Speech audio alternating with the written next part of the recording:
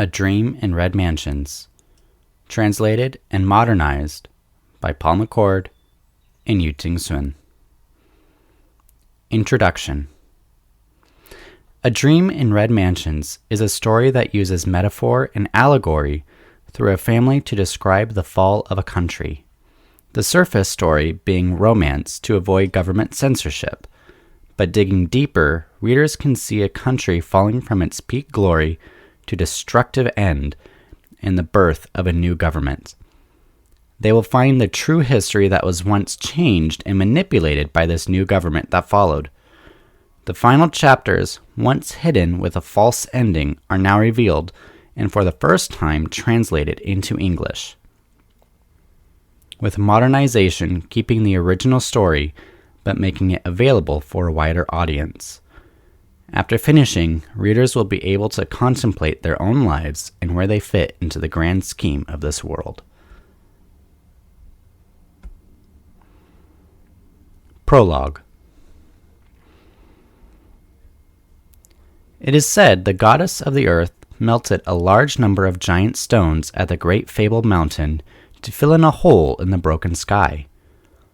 All but one of these stones were used, and this unused stone was left at the foot of Love Hill on the slopes of the great fabled mountain. This stone, after the process of the melting, had become conscious.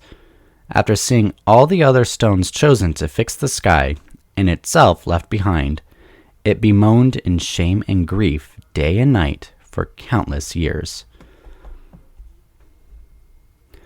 One day the stone saw two immortals approaching from a great distance, a monk with a patch over one eye, and a crippled priest using a cane.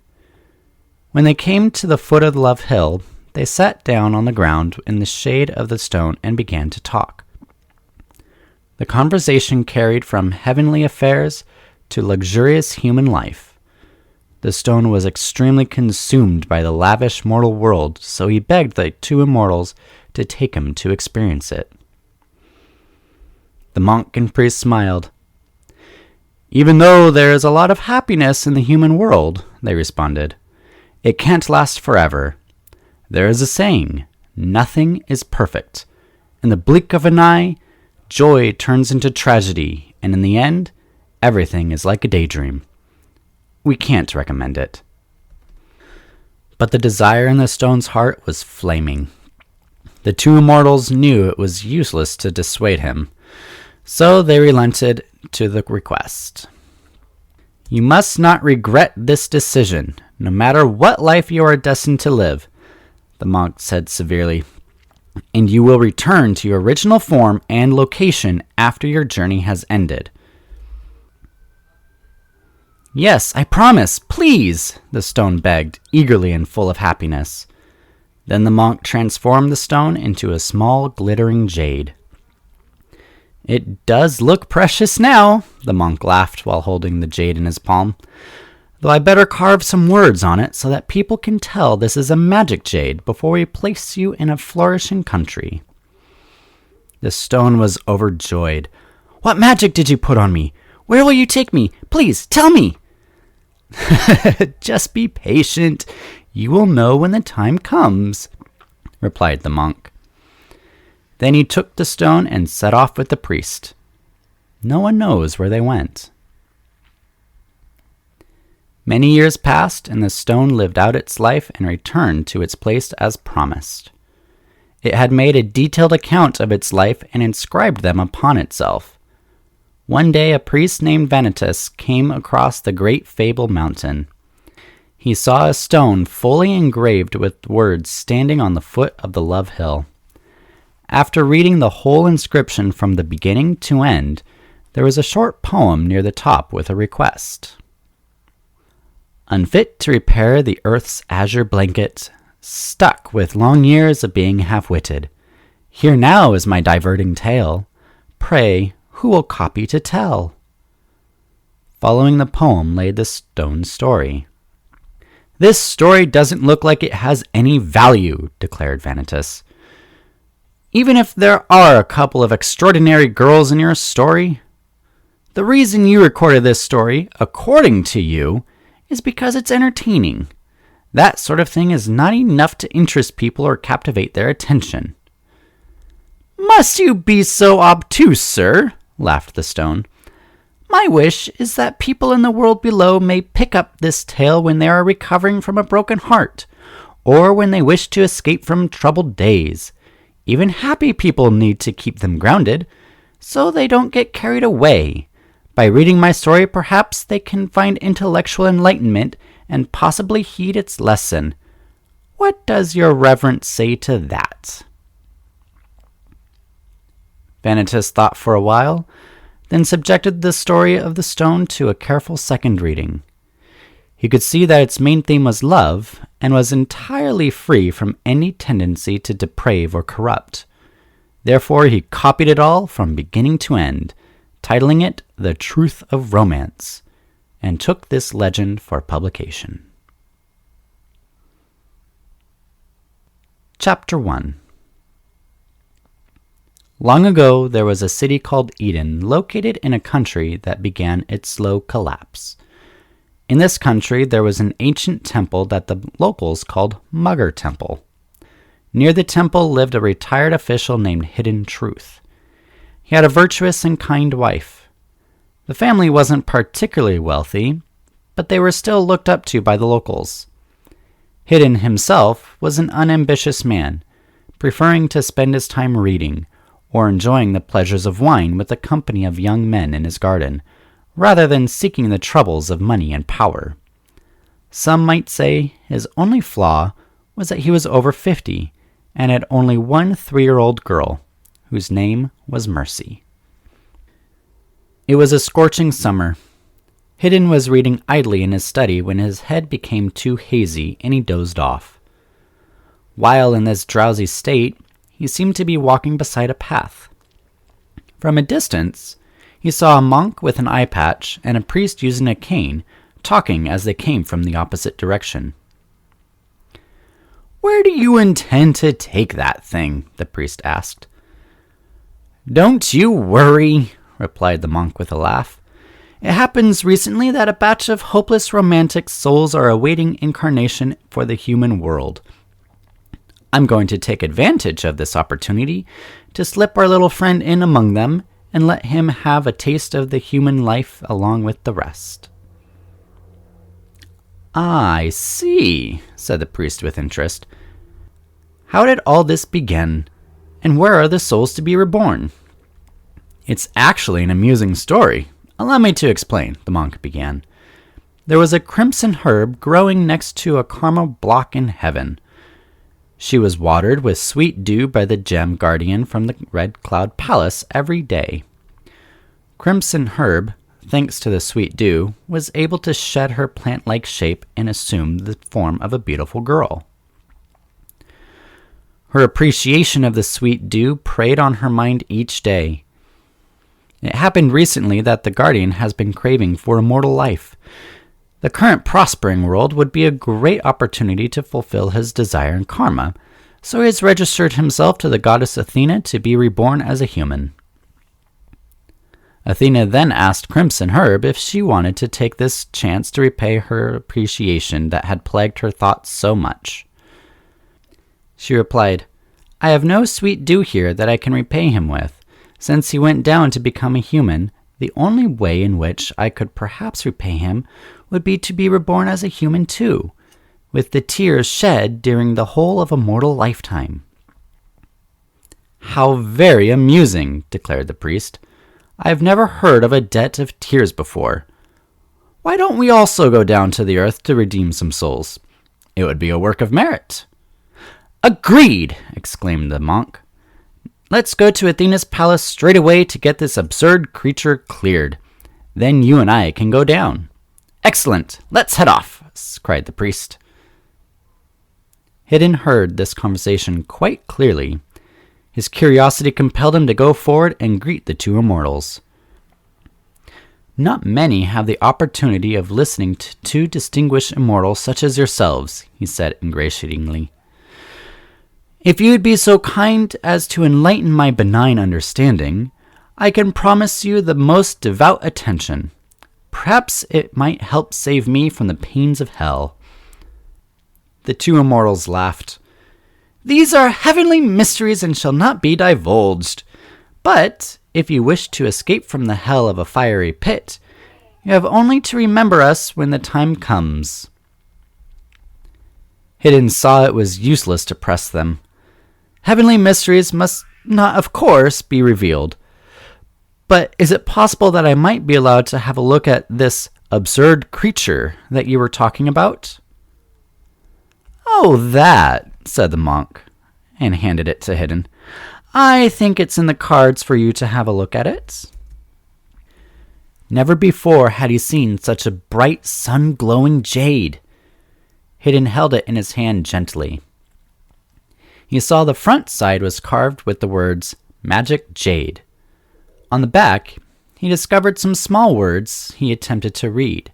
Suddenly, a shout of, "We arrived!" came from the monk, who then snatched the stone from Hidden and disappeared with the priest through a big stone archway, which, "The Land of Illusion," was written in large letters above. Along the archway's stone was the phrase, "Truth becomes false when false is taken as truth.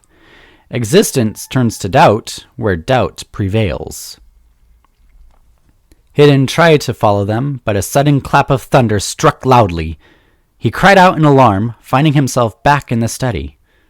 The sun was blazing on the rustling banana trees outside, his dream already fading quickly from memory. At that moment, the wet nurse carried his daughter Mercy into the study. Her cute, rosy cheeks seemed dearer to him than ever. He reached his arms to her and intended to carry her to the street. After walking around in the hustle and bustle, eventually she grew tired, so Hidden scooped her up.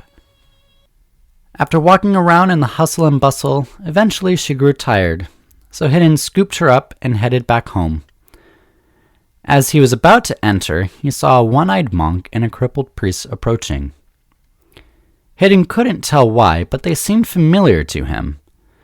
Stopping closer to Hidden, the monk burst into loud sobs. "Sir," he said urgently, "what are you doing holding that ill-fated creature who is cursed to bring nothing but tragedy to her parents?" Hidden thought the monk must be a madman and ignored him, but the monk persisted. "Give her to me! Give her to me!" Hidden began to lose patience and walked up to his own front door. The monk pointed at him and, roaring with laughter, chanted, "Pampered child you raise, difficult life she'll face. After the lantern holiday, everything will pass away." Hidden hesitated. He had heard the monk very clearly.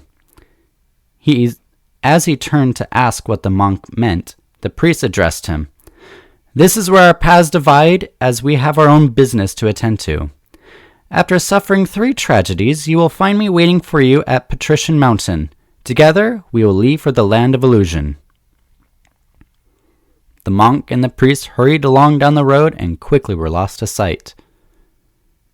There must have been a deeper meaning to this, Hidden thought regretfully.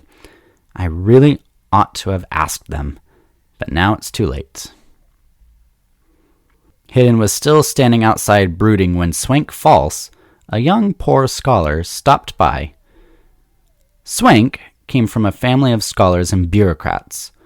Unfortunately, his family had fallen upon hard times, and he was the only one who survived. With no prospects left for him in his hometown, he set off for the capital in search of fame and fortune.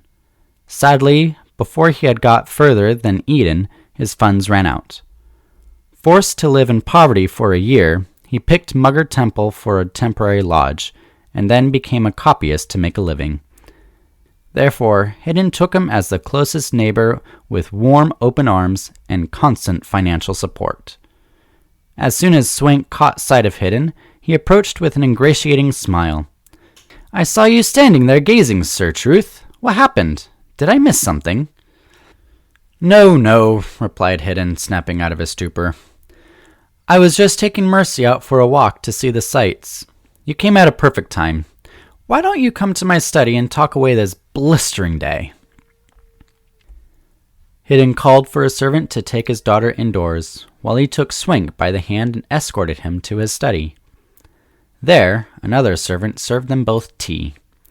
But they had not exchanged a couple of sentences before one of the servants rushed back in to say, "Mr. Scorch just arrived unannounced. He is requesting to speak with you immediately." Hidden jumped up and excused himself. "Apologies, but I must see to him. Would you mind waiting here for a moment? I shall be with you directly." Swank rose to his feet too. "Of course! I am a regular visitor and don't mind waiting a bit." Hidden was already out the door before Swank had finished speaking. Left to himself, Swank drifted to the window to feel the breeze and flicked through some books to pass the time. He heard a woman's cough outside the window and immediately peered out. There, a maid was picking flowers in the garden.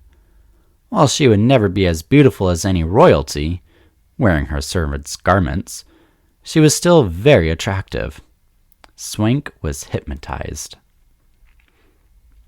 The girl picked her last flower and stood to leave, raising her head, and she caught sight of Swank standing in the window. His hat was frayed and clothing threadbare, obviously poor, yet he had a fine, manly physique with handsome, well-proportioned features. "What an impressive-looking man, but so scruffy," thought the maid. "The master doesn't have any friends or relations as poor as that. It must be that Swank fellow my master is always praising and trying to help. No wonder he says he won't stay poor long." She could not resist looking back for another peep or two at Swank. Swank was elated to see her turn back and assumed she had become infatuated with him. What a perceptive young woman she must be, he thought, to have seen the genius underneath these rags. After a while, the servant returned to inform Swank that Mr. Scorch had decided to stay for dinner. Realizing it was pointless to continue waiting, Swank left through the back gate by himself. After dinner, when his visitor had left, knowing Swank had left, Hidden didn't bother to invite him back. A year passed, and the Moon Festival arrived on the 15th of August. After the family feast and traditions were over, Hidden lay out another feast in his study and went in person to invite Swank, who was walking to his temple lodgings in the moonlight, listening to everyone in town celebrating with their families. He could not help dreaming about the maid whom he was convinced was attracted to him. He glanced up at the sky in the yard, inspired by his melancholy and the shining moon, and murmured, "The Bijou is expecting the Mr. Right to show, and achieving a successful life with Miss Snow." It happened that Hidden arrived at that exact moment. Smiling and feeling elated hearing this poem, "You are a man of great ambition, Swank." "Oh no," Swank smiled back deprecatory. "You are too flattering. But what brings you here, sir?" "Tonight is the Moon Festival," said Hidden with a warm smile, "which is also called the Festival of Reunion.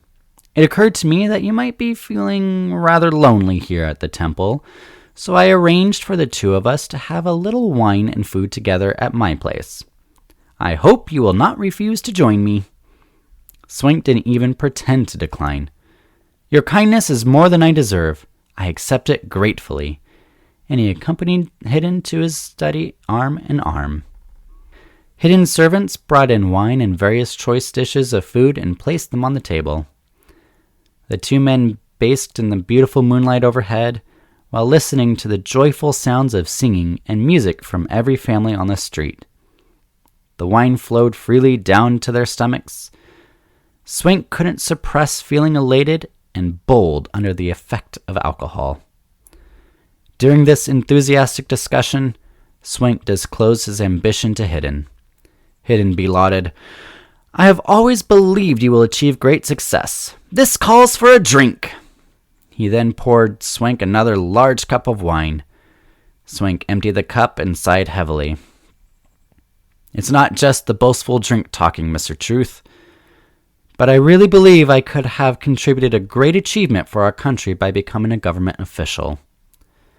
The trouble is, I don't have enough funds to travel to the capital to take the official examination.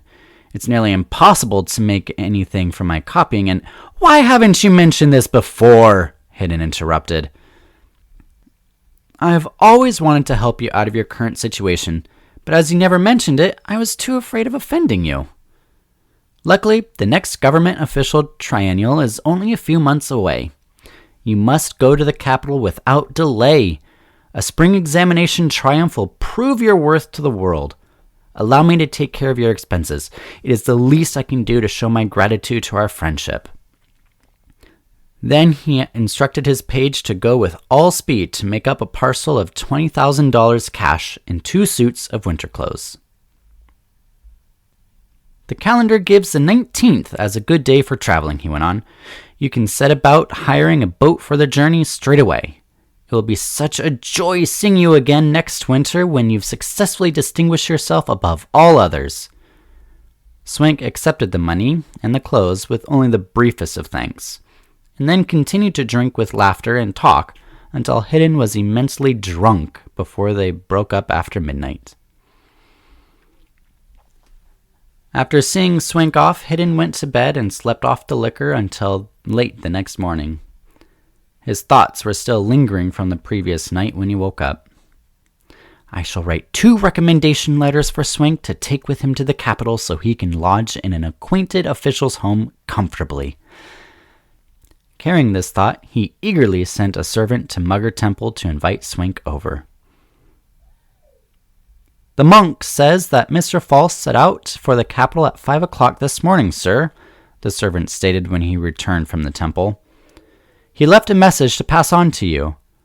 A scholar should never concern himself with calendars and supposed lucky dates, but should act as the situation demands.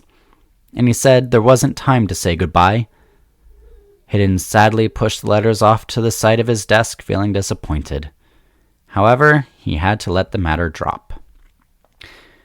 It's a true saying that time in idleness is quickly spent. In no time it was January, and the Lantern Festival arrived. Hidden asked a servant to take his daughter to the city square to watch the lanterns. Near midnight, the servant felt an urgent need to relieve himself and put Mercy down on someone's doorstep while he answered nature's call. When he finished and returned to pick up Mercy, she was nowhere to be seen.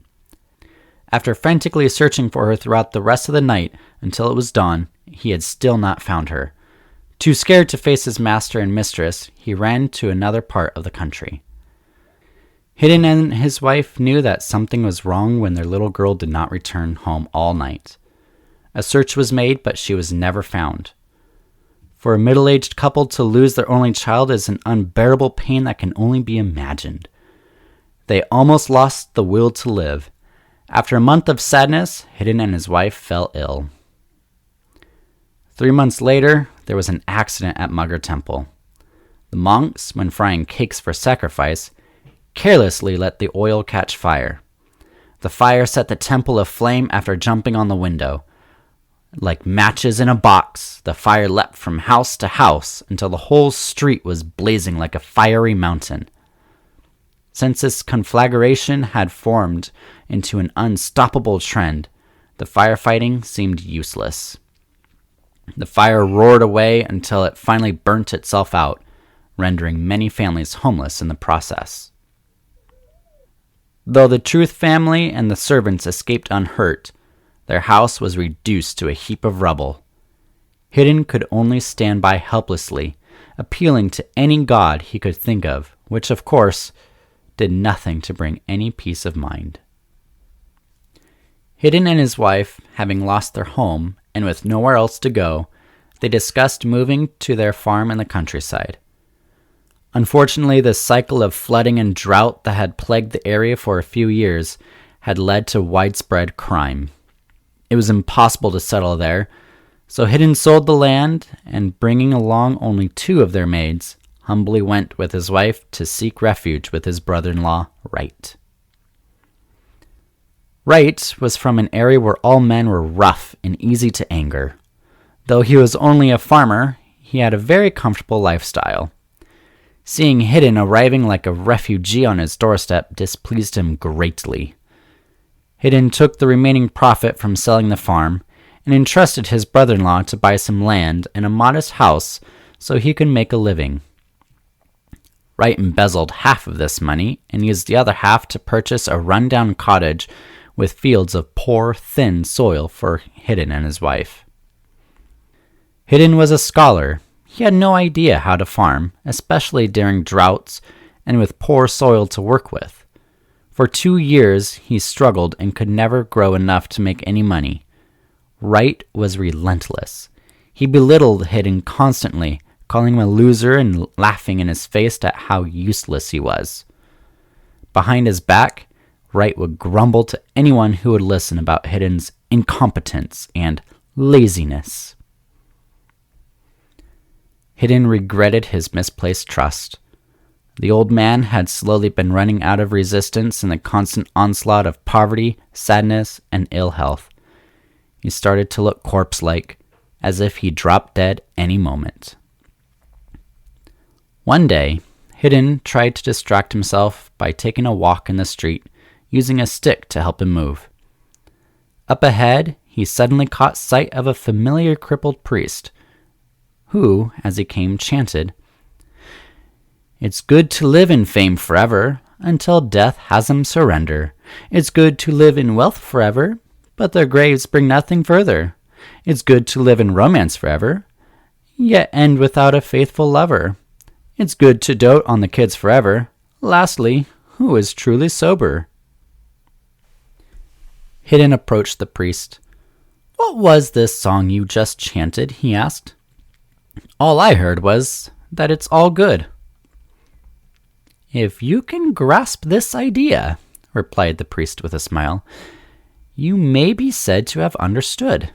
All good things will come to an end, thus the good is the end, and the end is the good. Therefore I call this song the Good Song." Hidden had always been quick-witted, and hearing these words he was completely enlightened. He smiled back at the priest. "Wait a minute. How would you like me to provide your The Good Song with an analysis?" "Oh, please do," said the priest with a knowing smile. And Hidden proceeded as follows. "Luxurious estate crumbles in decay. Death thrives where entertainment played all day. The carved beams with vast cobwebs here to stay. Red screen changes to green without delay. The glory days rapidly passed away, like the youthful hair turns white and gray. He bids farewell to soulmate's bones yesterday. He lays with the coquette the very next day. You see, money makes people obey. Without it, scorn and suffering all day. Why pity another's calamity anyway? Don't you see death is coming your own way?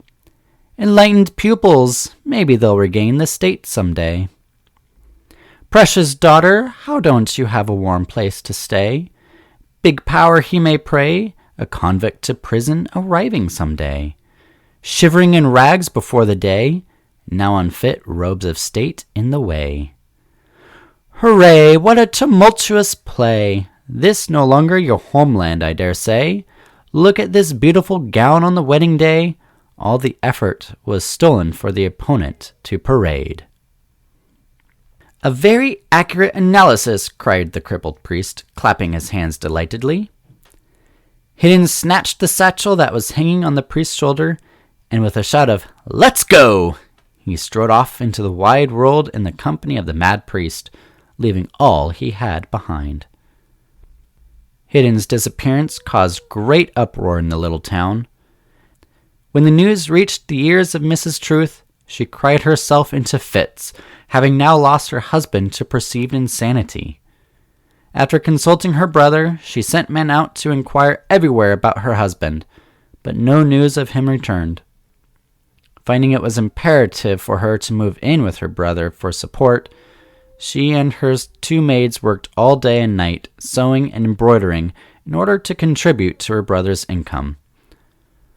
Wright, with nothing better to satisfy himself with, continued to find a daily occasion to complain. One day, one of the maids was purchasing some thread from a door-to-door salesman when she heard the town criers clearing the street.